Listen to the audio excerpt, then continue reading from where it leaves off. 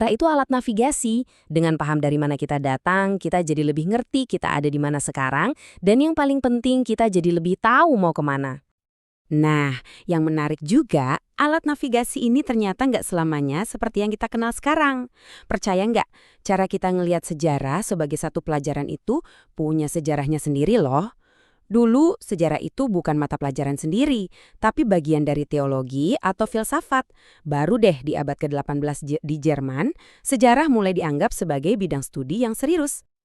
Ini ngebawa kita ke satu pemahaman yang penting banget.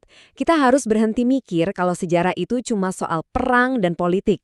Itu cuma puncak gunung esnya aja, bagian super kecil dari cerita yang jauh lebih besar dan lebih kaya. Serius deh, hampir semua hal itu punya sejarahnya. Ada sejarah kedokteran, sejarah teknologi, bahkan sejarah tentang sebuah gagasan. Filsafat, matematika, fisika, semua yang kita pelajari hari ini adalah hasil dari evolusi panjang yang menarik. Jadi, apapun minat Anda, pasti ada sejarahnya. Dan, benar kata Dr. Farid, sejarawan modern itu nggak kerja sendirian. Mereka itu kayak detektif yang pakai alat dari hampir semua bidang lain. Sosiologi buat memahami masyarakat, geografi buat konteks, bahkan kimia buat nentuin umur artefak kuno.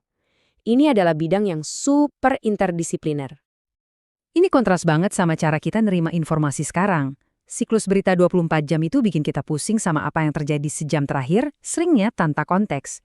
Sejarah, di sisi lain, ngasih kita teleskop, bukan cuma lubang kunci. Kita bisa lihat gambaran besar 200.000 tahun ke belakang, jadi kita bisa nemuin makna dan pola yang lebih dalam. Jadi intinya inilah masa lalu itu. Bukan lagi tumpukan buku tua berdebu di perpustakaan, tapi sebuah harta karun. Harta karun yang isinya pengetahuan, pelajaran moral, dan inspirasi yang nggak ada habisnya. Asal kita mau melihatnya dengan pikiran yang terbuka.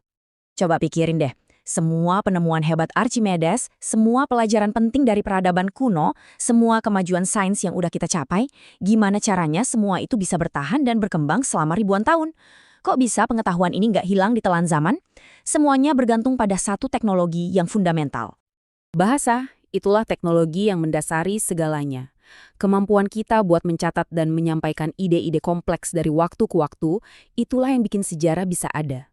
Tanpa bahasa, setiap generasi harus mulai lagi dari nol. Jadi, lain kali Anda mikirin soal sejarah, ingat ya, Anda itu sebenarnya lagi mengakses arsip kebijaksanaan manusia yang paling besar, yang semuanya bisa terjadi berkat kekuatan bahasa.